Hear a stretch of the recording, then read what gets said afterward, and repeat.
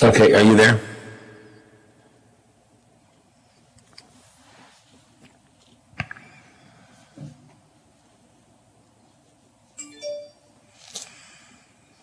Okay, let me do this for.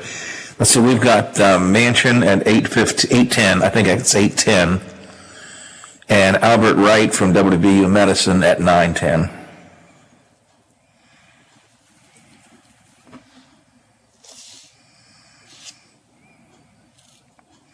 Obviously, both are calling us, and hopefully on time.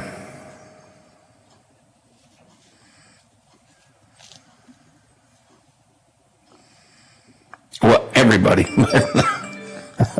I was referencing the trouble we had with Mansion last time. For whatever reason. I don't know what that problem was. Yeah. And hopefully it's a little better signal. It'll work out, I'm sure. All right, site share Monday.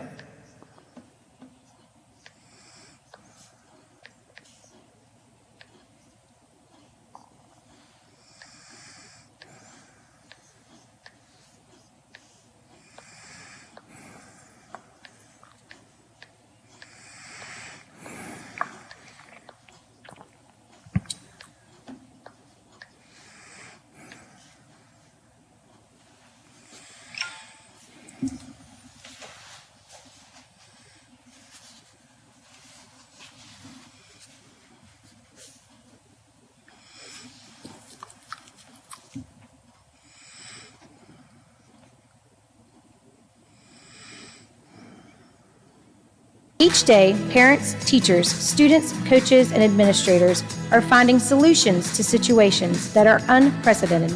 All of us at the Highlands appreciate everything you are doing and are here for the items you need. Visit hitthehighlands.com for the current guidelines and updated contact information of our retailers and restaurants. Plumbers and Steam Fitters Local 83 want to thank the owners and contractors of the Ohio Valley for using their locally trained workers to help build for the future. Local 83 helps design, fabricate, and build the gas infrastructure for the oil and gas industry here in the Ohio Valley. Plumbers and Steam Fitters Local 83 is 300 members strong and growing. They also do residential, commercial, and industrial work on both sides of the river. For more information, call Plumbers and Steam Fitters Local 83 at 304-233-4445. Now, during the Jim Robinson Ford Lincoln Toyota Pre-Owned Super Sale, select from over 80 vehicles in stock starting under $5,000. Most are local trades, many with one owner. Hurry to Jim Robinson at the Highlands, home of lifetime powertrain protection. Now, during the Jim Robinson Ford Lincoln Toyota Pre-Owned Super Sale, select from over 80 vehicles in stock starting under $5,000. Most are local trades, many with one owner. Hurry to Jim Robinson at the Highlands, home of lifetime powertrain protection. Wheeling Coin and Hobby on 10th Street in Wheeling, next to the Bridge Tavern in downtown Wheeling, wants to buy any and all unwanted gold and silver jewelry.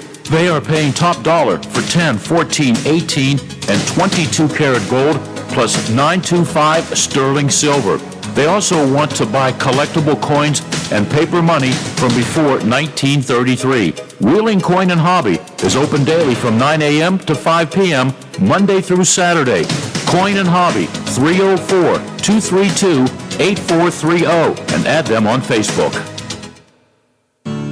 A serious injury from an accident can be just the start of your worries. What if you cannot return to work? How do you take care of your family if you're disabled?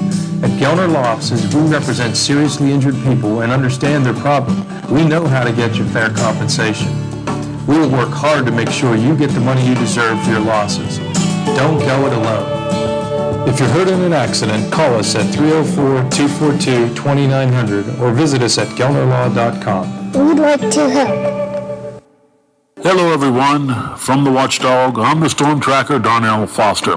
With a look at your local weather forecast for your start to the work week. Partly sunny skies, a daytime high near 75. Partly cloudy overnight, 48 for the low. Mostly sunny for your Tuesday, with highs in the mid to upper 70s. Have yourself a great day everyone.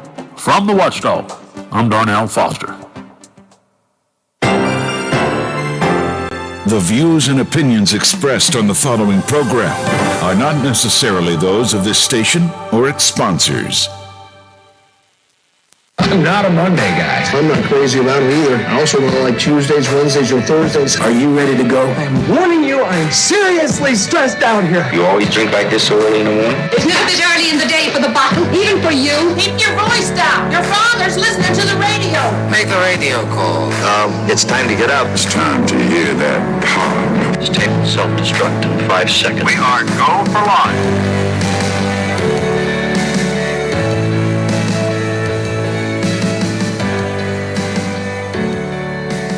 On air, online, on demand, and on video. This is the Watchdog Morning Show with Howard Monroe. Well, here we go on a marvelous Monday, or at least we'll try to make it that way. Twitch now on 10 o'clock. What have we coming up? What do we have coming up for you this morning?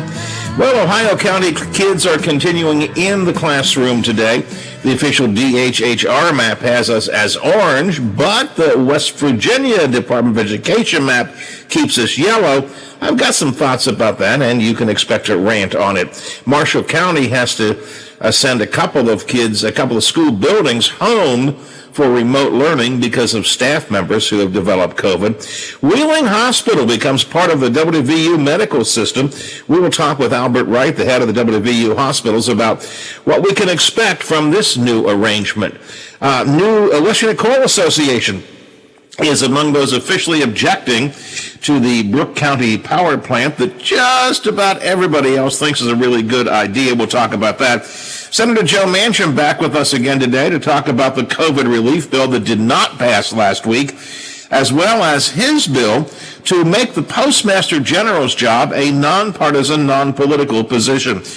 In the D.C. Digest, Donald Trump says he will negotiate a third term. Okay. The Constitution says you can't do that, but remember, he's got the art of the deal, so I guess he'll negotiate the Constitution. Plus, we'll talk about activities that make us feel like a kid again. Weather-wise, Zach is saying it's fall-like, the word of the day. Fall-like weather, stopping by here in the Ohio Valley today. Right now, we're looking at some very overcast skies, some patchy fogs. Clouds could give way to sun later in the day today.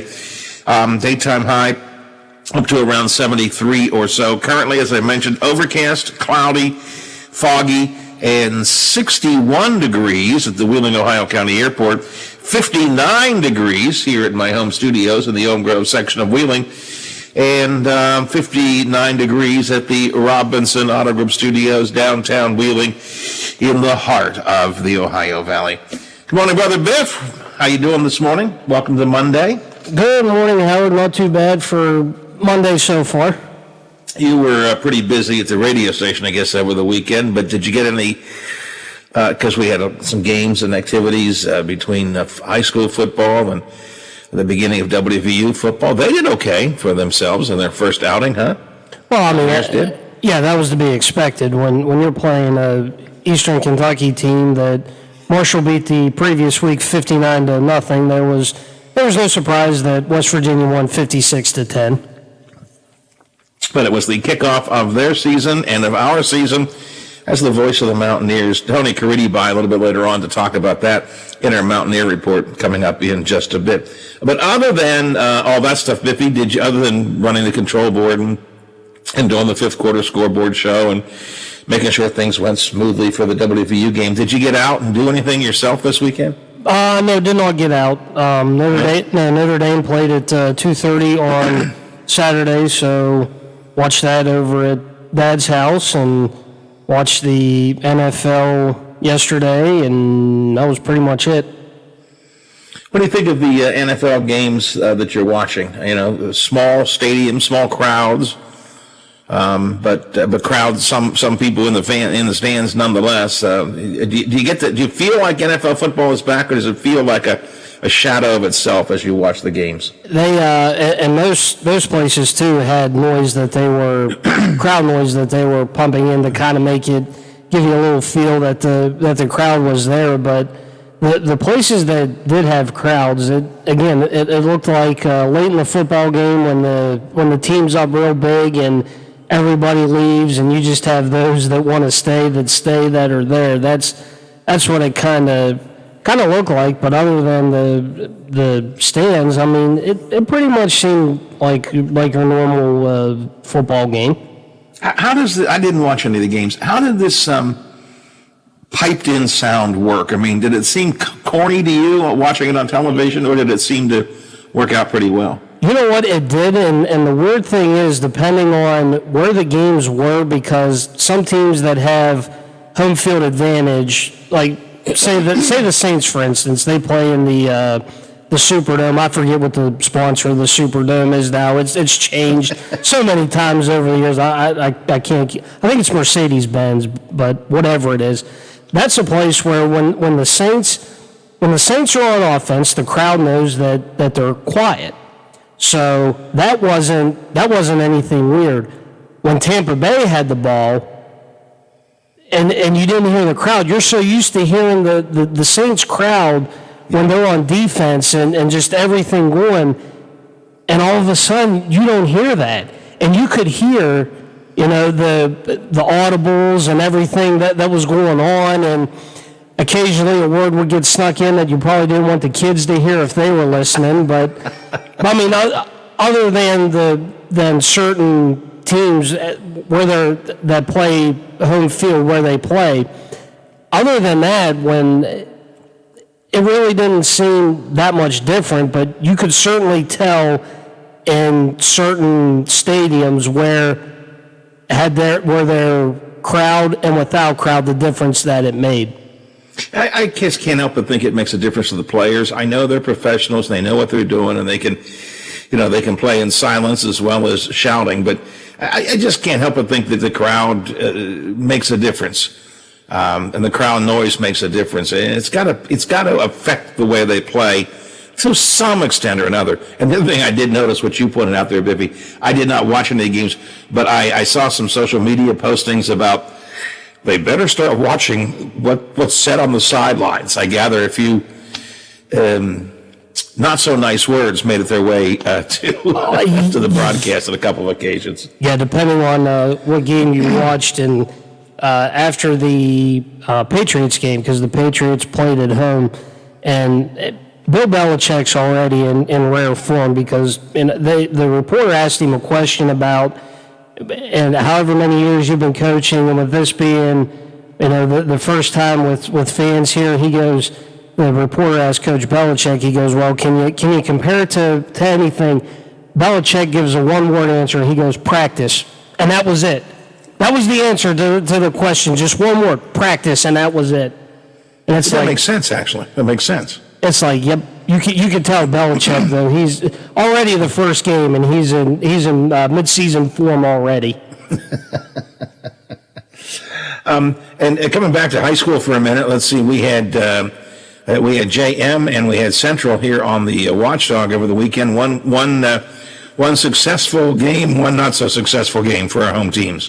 Yeah, we'll start with John Marshall first. They handled Preston County 46-13, and Wheeling Central fell to Parkersburg 38-21, which was actually a game in the second half. Wheeling Central was leading 21-7, and Parkersburg completed a 50-yard heave, basically, that the kid caught, and that got it to 21-14, and after that, it was all Parkersburg from that point on. So, kind of a tough loss for Central, but I mean, what are you gonna do?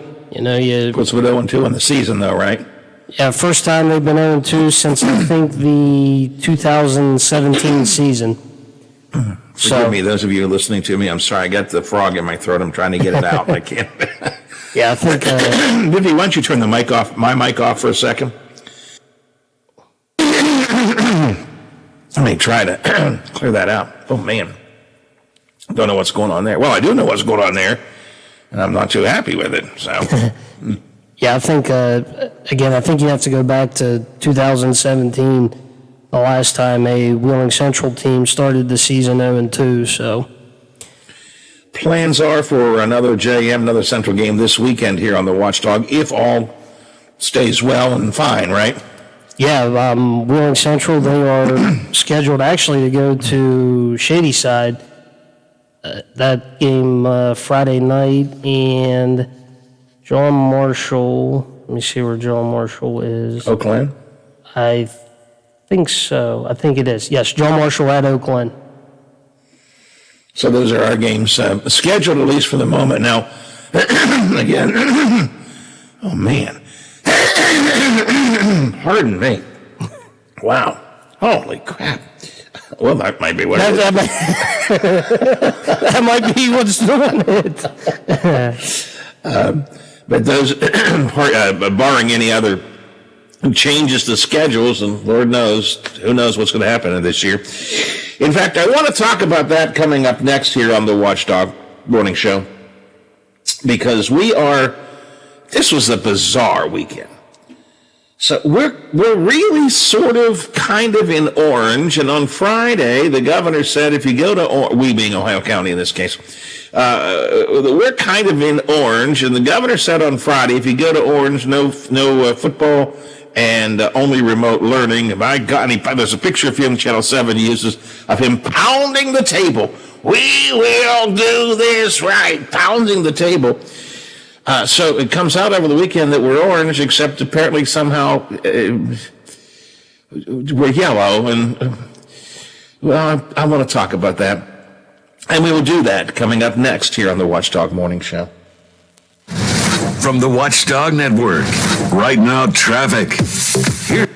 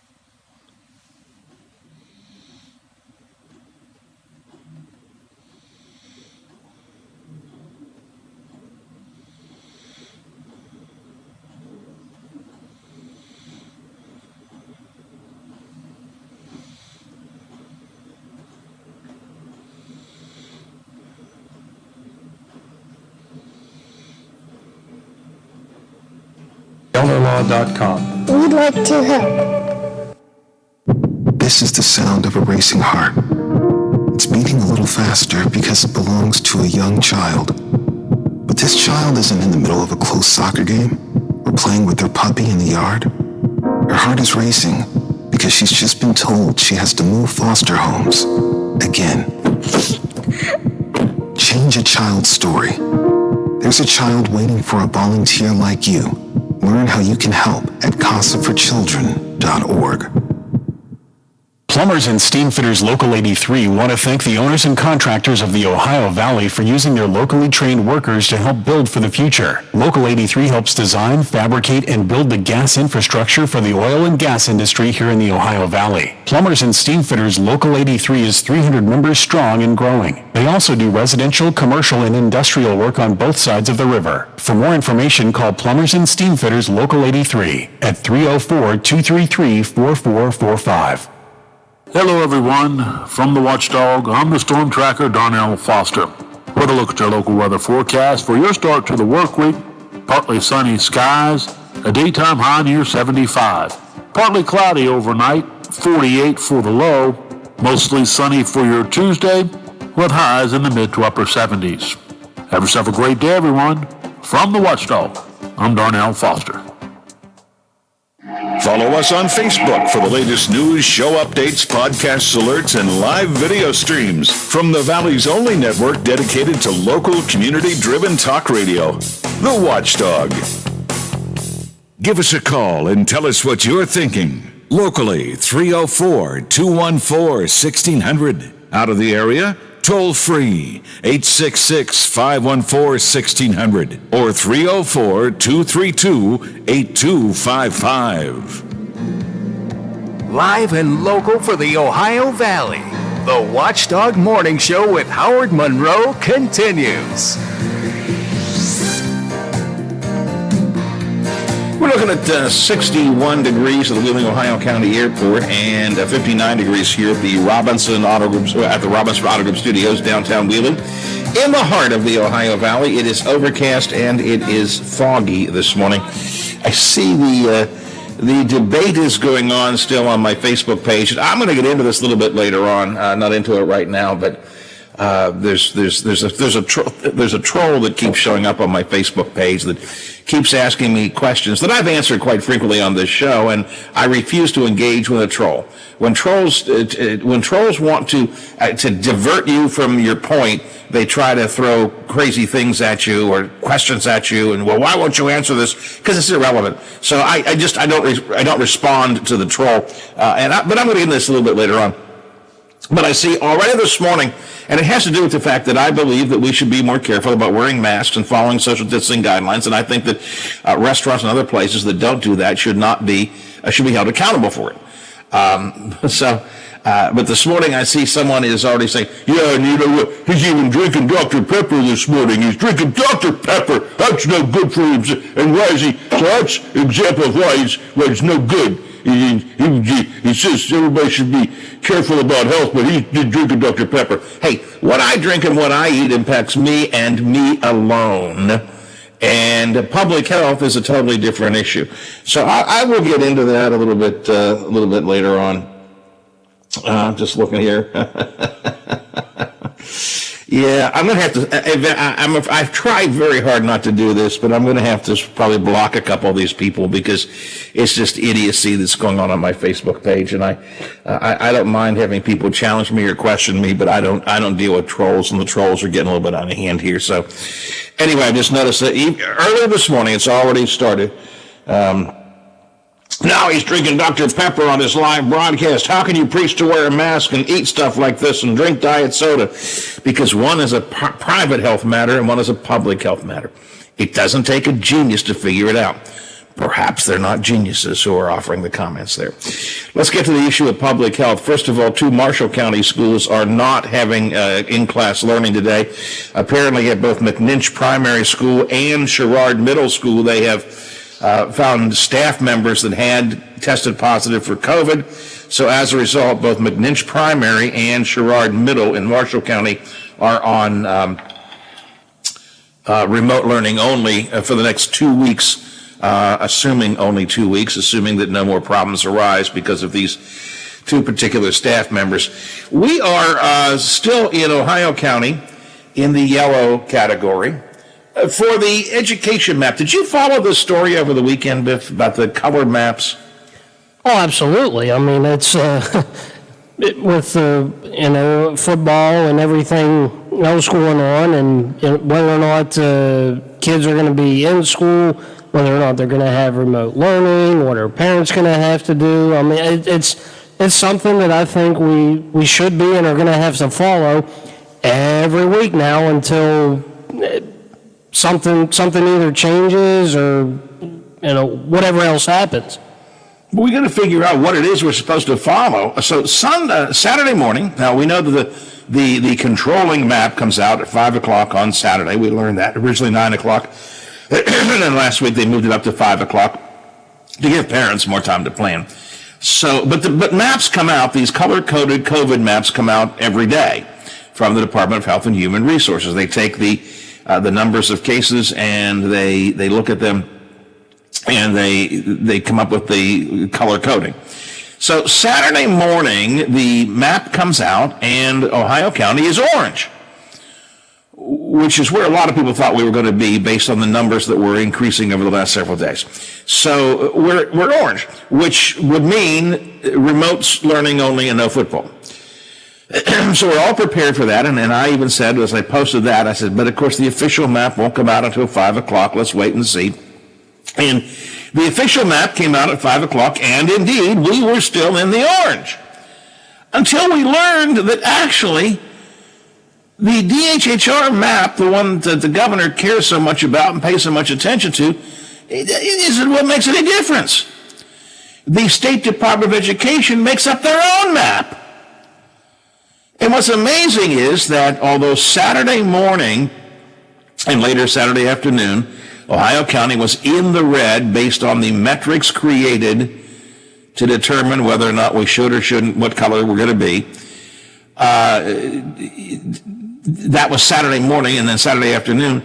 The Department of Education map, which still has Ohio County as yellow, is done based on Thursday numbers. They wrap it up on Thursday. Two questions. First of all, if it's already done on Thursday, why don't you just put the map out on Thursday, first of all?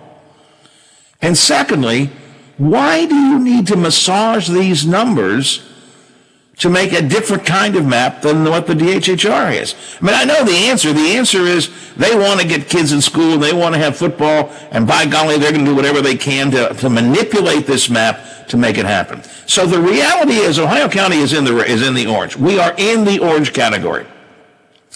The governor pounded his fist on Friday and said, when you're orange, we're not going to let you go to school. We're going to have remote learning. But the Department of Education, manipulating the map to make it do what they want to do, now says that we are yellow. Now, when Sunday's map came out, guess where we are again? Orange. Because we continue to have more cases show up in Ohio County. I think there were 5 cases officially announced yesterday. So it's not just, so the controlling map is not the map the governor talks about. The controlling map is not the map the governor says we have to pay attention to. The controlling map is the Department of Education map, and the Department of Education map is several days old by Saturday because they base it on Thursday numbers. That they can achieve the goal they want, which is get to football. Now, I don't know who's right or wrong. Well, I have an opinion on that. But the issue is not who's right or who's wrong. The issue is, for God's sake, give us a single, simple thing to understand. If we're going to look at the maps and say the maps are what dictate, and the color of the maps are what dictate, then don't have the Department of Education coming up with their own map. And for heaven's sakes, if you're going to do that, don't have Thursday numbers controlling what happens on the Saturday map. I mean, it's ridiculous. 8 counties, I believe, are still on remote instruction across West Virginia, but not any of our local counties. 8 counties are in red or orange as of Saturday evening on the Department of Education map. I believe I have that right. Monongalia County is red. Kanawha, Putnam, Fayette, Boone, Logan, Mingo, Monroe counties are all on orange. Again, on the DHHR map, Ohio County and Cabell County also are orange, but they don't go orange on the Department of Education map. So regardless of who's right or who's wrong, and we certainly can have that debate if you want to, regardless of who's right and who's wrong, the reality is it's too confusing. This is ludicrous, absolutely ludicrous. And the governor is so insistent on his map being so good, and yet when we look at it, it just doesn't make it doesn't make any sense to have these 2 maps at all. But if you follow the numbers over the weekend, you can see where we're headed, Biffy. I mean, we've got time to correct things now between now and Saturday, the next Saturday, which is when the defining map comes out again. Or as our friend Brad McElhaney calls it, the one map that rules them all, which is the Department of Education map. It comes out Saturday at 5, the Department of Education map. Make sure you look at the right map, not the wrong map on Saturday. And certainly it's possible that we could see a significant decrease in cases between now and then and stay in the yellow, or who knows, maybe go back up to green. I don't know. But my strong sense is that we are headed closer and closer to orange, even probably on the Department of Education map. Unless they decide to manipulate things in a different way again, unless they decide to do something differently again. So are we yellow? Are we orange? I don't know. Here's what I know. Ohio County kids are back in school today. Even though for a while on Saturday you may have planned to keep them home. I know we did. Saturday morning the map comes out. And Ohio County was orange.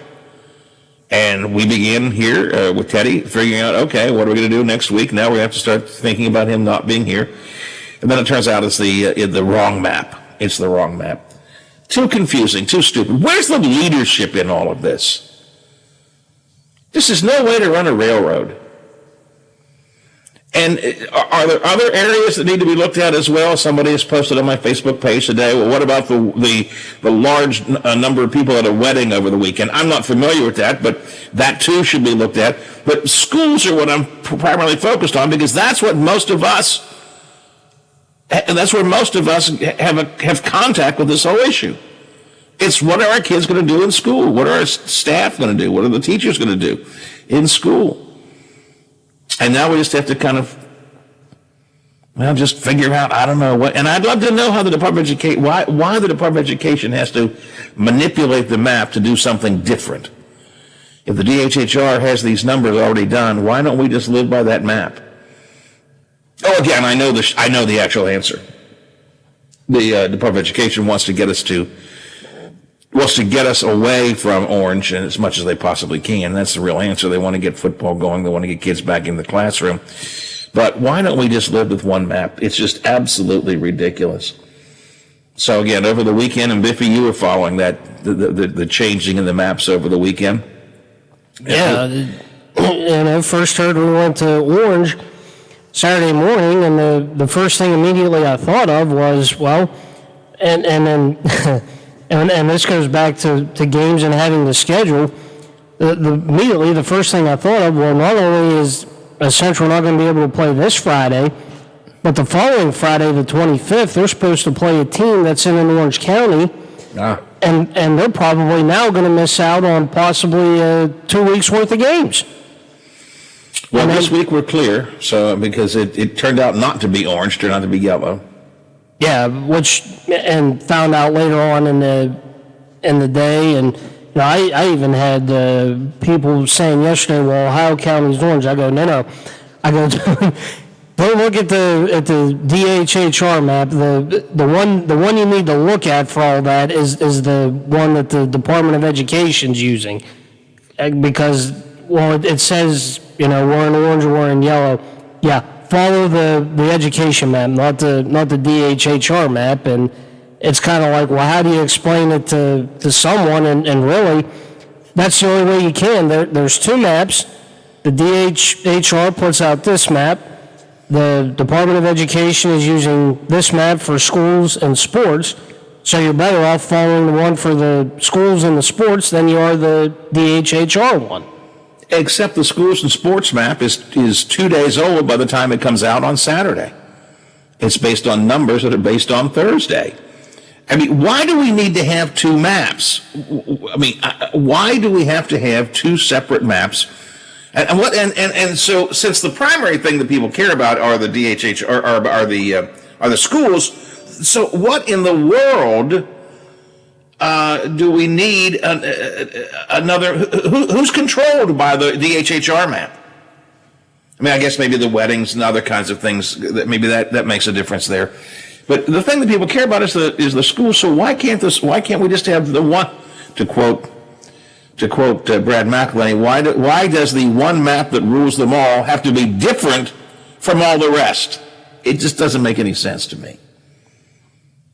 Or the Department of Education can just say, look, we're not going to worry about color coding. The governor came up with this idea, but we don't care. We're going to have kids going back to school and we're going to play football. It's asinine.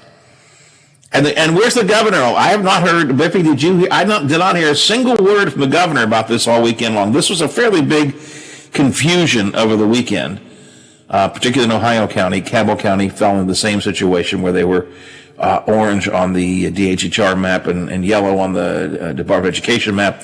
But I didn't hear the governor offer any thoughts, any comments, any response. Did you? I didn't hear or see any. So where's the leadership in this? He was pounding the table, literally pounding the table on Friday. We're going to do orange. It's important. And then, so far, not a word. I'm sure he'll have some things to say today. Would you know what he's going to say today, Biff? I can tell you what he's going to say today. You know what he's going to say today when he addresses this probably at his press conference? What's ahead? Well, I'm going to tell you, this is all political garbage. This is all political. It's all politics. I think Ben Salango's behind it. I mean, that's what he says for everything. It's political garbage. Take some responsibility, Governor. Take some leadership in this. All right, let's take a quick break, check some headlines for you, then we'll go to Zach over the Big 7 and see what's happening there. Our buddy, Mr. DeFabio, is away again today, so no sports flash from Billy, but we will check in with Zach coming up in a minute. But first, let's head to the Big 7 for some headlines. The WTRF Channel 7 News Update is brought to you by Thomas Auto Centers, Mall Road, St. Clairsville. Get the best deal at Thomas Auto Centers. Now it's time for your local news headlines from 7 News at WTRF, My Ohio Valley, and ABC Ohio Valley. Only on AM 1600 WKKX. The Watchdog. Good Monday morning, Ohio Valley. Taylor Long here with your 7 News headlines on this September the 14th. Students at 2 Brooke County schools will step foot in the classroom for the first time this fall in just hours. Brooke Intermediate North and Brooke Middle School delayed reopening after a staff member tested positive for the virus. School officials say they went ahead with the decision to begin school after speaking with the West Virginia Department of Education. Brooke County Schools is operating on a hybrid schedule. And Marshall County Schools is temporarily suspending face-to-face learning at McNin.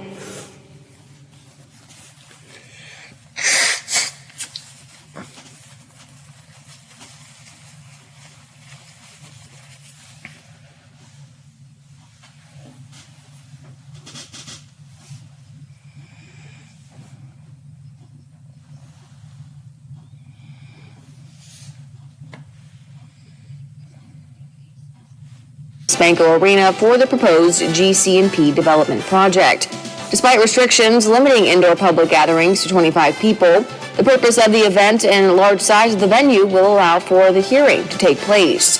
The proposed mixed-use village will feature retail, commercial, and office space on the hilltop above Woodsdale. However, the watershed stormwater area has been a major concern for residents. The meeting starts at 6 p.m. That was a look at your headlines. Have a great Monday, everyone.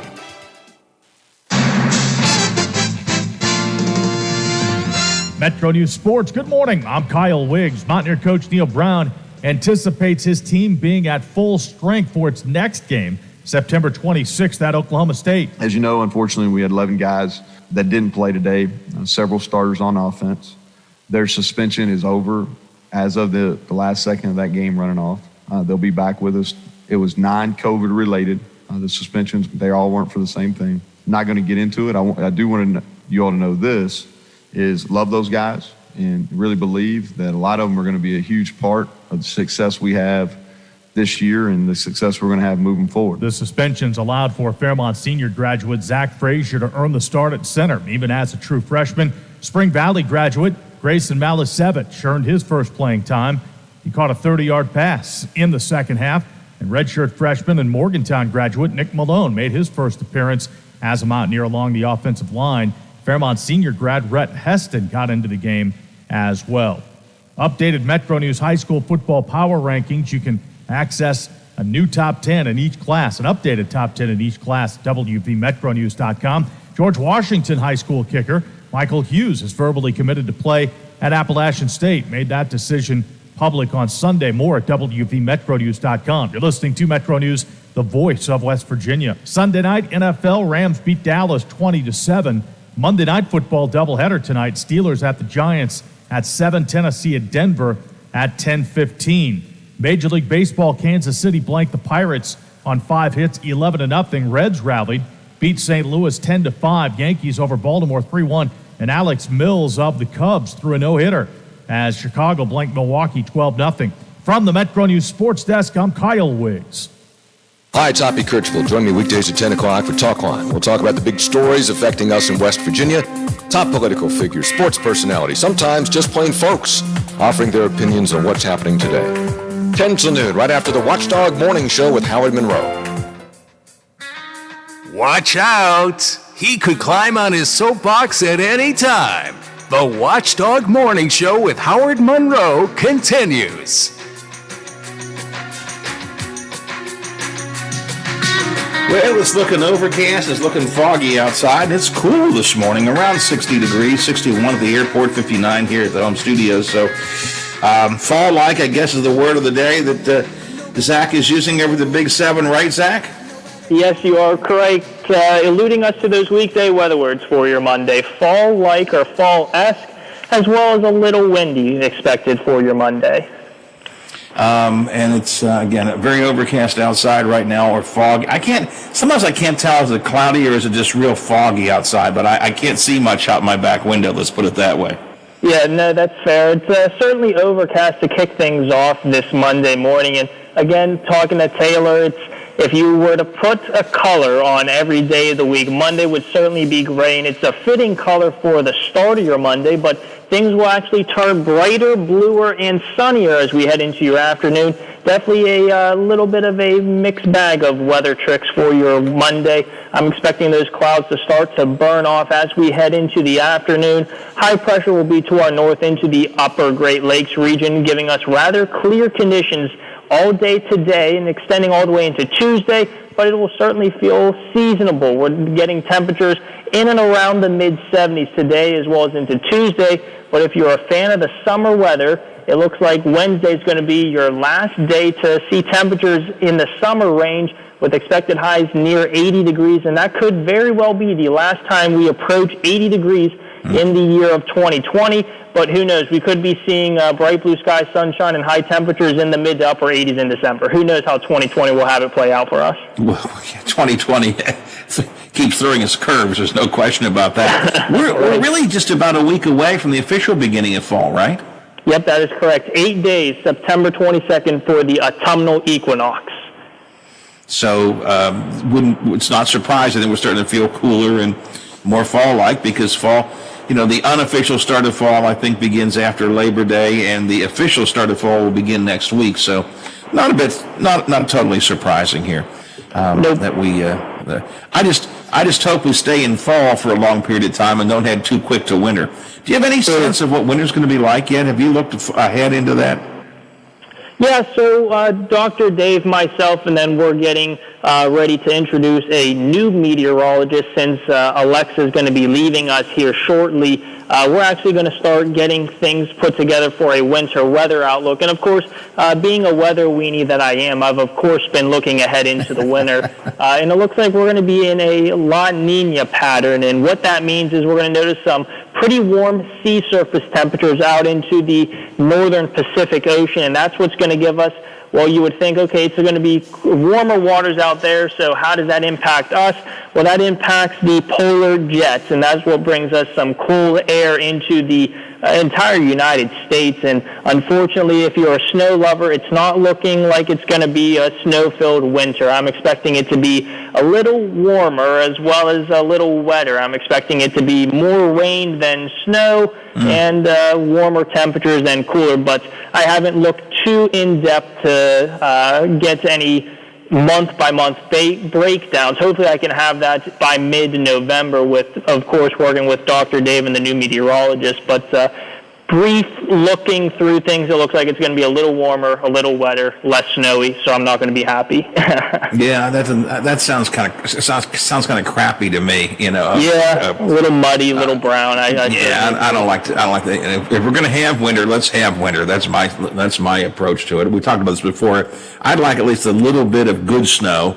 Yep. And then, but I don't want that. I think we talked about this last week, as a matter of fact. What I don't want is that crappy, dirty snow mixed with rain. I don't want that. If we're going to have winter, let's have winter.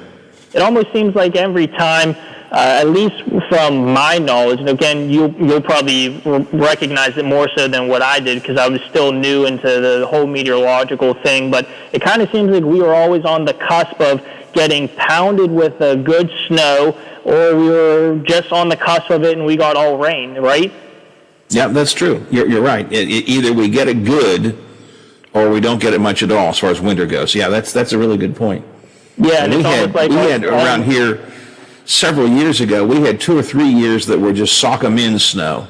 Mm-hmm. And then we've now had a couple of years where it hasn't been quite that way, yeah. Yeah, almost like all the higher elevation, which again, it's typical. You're colder up higher, so you don't have to worry about what's going on at the surface as much. So the Laurel Highlands up into the Appalachian Mountains, they get all the big snow. Laurel Highlands up into southeastern or south central Pennsylvania, up into those areas, whereas it seems like through the northern panhandle, southeastern Ohio, western PA, we're always right on that snow, wintry mix, rain line where it's all going to come down to, well, what's going on at the surface? How is it interacting with the upper levels? Hopefully we can get a grasp on it for you here at 7 News to give you the most updated and accurate forecast. And I'm sure you will, both on television, here on the radio, and always at Storm Tracker 7, your app, an easy thing for people to download and have around to kind of stay on top of things on a daily basis. Did you do anything exciting over the weekend? Did I do anything exciting? If you call cleaning your apartment, getting the suits cleaned, and I guess watching football, I guess that was exciting, certainly to kind of just bypass time. It's almost like Sundays. It's not really a weekend for me. It's, well, you got to get in bed at 6 o'clock, and you got to get back into a routine that you kind of broke apart on Friday and Saturday, going to bed at a rousing 8:30 instead of at 6 o'clock. So we stayed up way past my bedtime, a rousing 2.5 hours. I'm sure everyone's like, oh, wow, you have such a fun life, AM news people. It's not fun, but it was fun just to pass the time, especially some college football, not too much. But pro football yesterday was certainly fun to watch. Biff and I were talking earlier about these games that are piping in the crowd. The crowds are smaller than usual, obviously, much smaller than usual. So they're piping in these crowd sounds. How do you think that's working? Do you think the piped-in crowd sounds are working okay, or do they sound corny to you? Well, to me, I actually have to think about it in terms of bringing it back to soccer. I played soccer for 17 years, and I'm a big fan of the English Premier League. And I was used to listening to the crowd noises whenever they restarted back in June. And I didn't think it was too terrible listening to it from a soccer perspective. I think it's a little corny for the football because at least in soccer it was constant noise for 45 minutes, 45 plus minutes, where here you're quiet at the kickoff, and then whenever a play happens, you hear the noise go off, then you have a flag, you hear the public address announcer or the MC hitting the boos, or I think it's a little corny as compared to soccer where it's a constant just buzz of noise, and you don't really hear too much in terms of cheering unless a goal is scored or a touchdown is scored for the football. But I would agree, it's a little corny. I would think it has to be difficult for the players, too. Yeah, you're definitely used to feeding off the sound of the crowd, and the real crowd, not a fake crowd, not, who piped in from, sound effects, but I would think players have to be. You got to adjust your game. Let me put it that way. I would think because it's not the same. It's just not the same.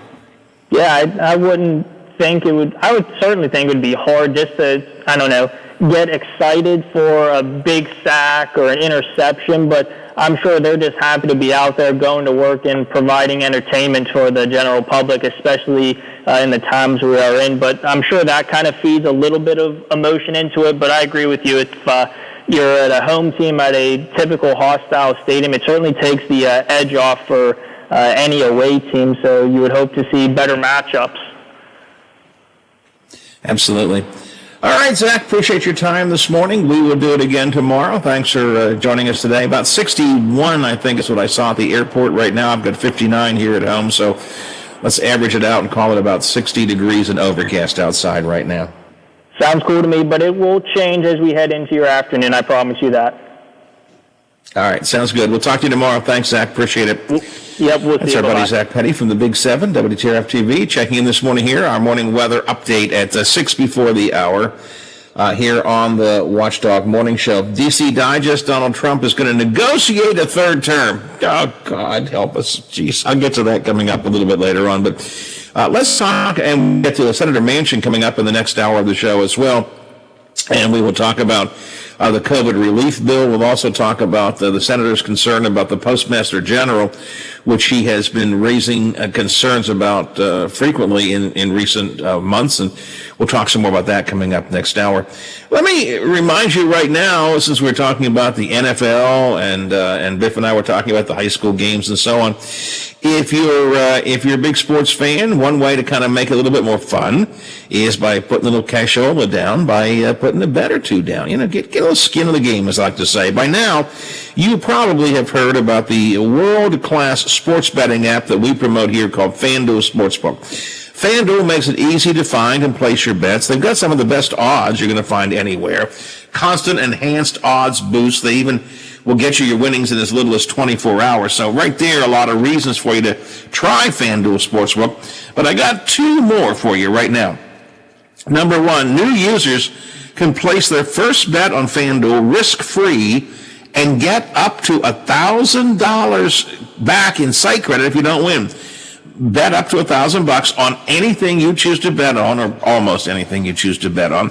And if you are a winner, you're a winner. Everything is fine. You get your money, you go home, life goes on, and you're just a happy camper. But in the event you picked maybe a long shot and it didn't work out, the good news is you don't lose the cash. No, they will replace the your site credit with the money that you bet up to $1,000, and you have 14 days to use it again.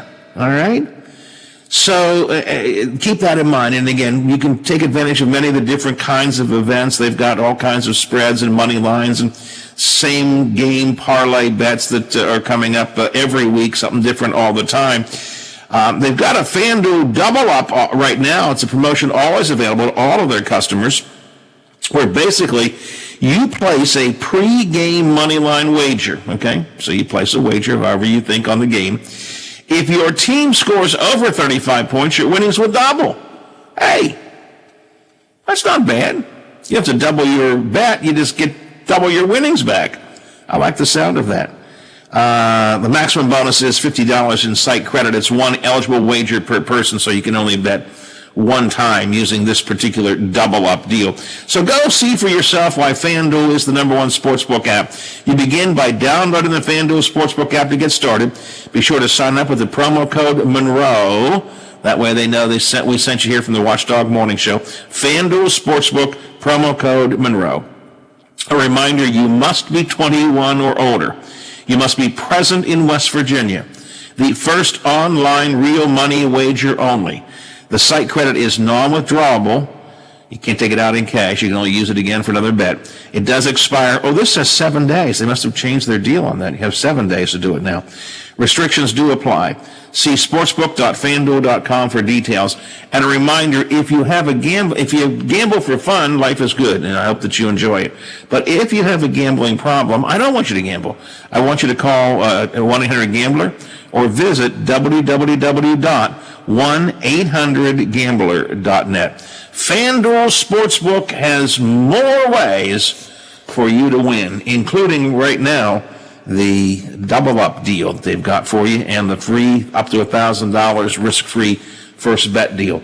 Take advantage of it and enjoy yourself and have some fun. Let's see, coming up next hour, Senator Manchin is going to be with us. Coming up in the 9 o'clock hour, stick around, I'm looking forward to this. Albert Wright is the head of WVU Medicine across the state, the WVU Hospital organization. And, of course, on Friday, after we got off the air, it was announced, which we kind of expected. I didn't think it was going to happen that quickly. WVU Medicine has merged with, or is going to, take over Wheeling Hospital. Not just a management deal that they have right now, but Wheeling Hospital will become part of WVU Medicine.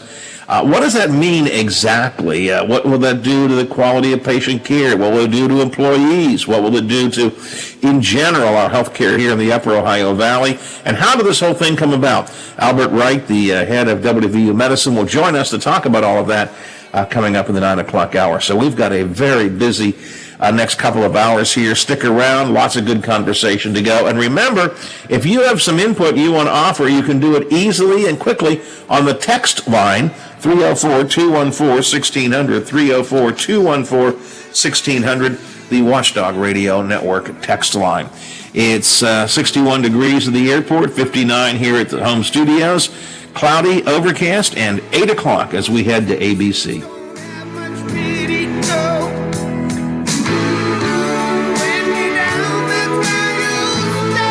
The Watchdog is FM 98.1, AM 1600 WKKX Wheeling, FM 97.7, AM 1370 WVLY Moundsville. The ABC News is brought to you by Thomas Auto Centers, Mall Road, St. Clairsville. Get the best deal at Thomas Auto Centers.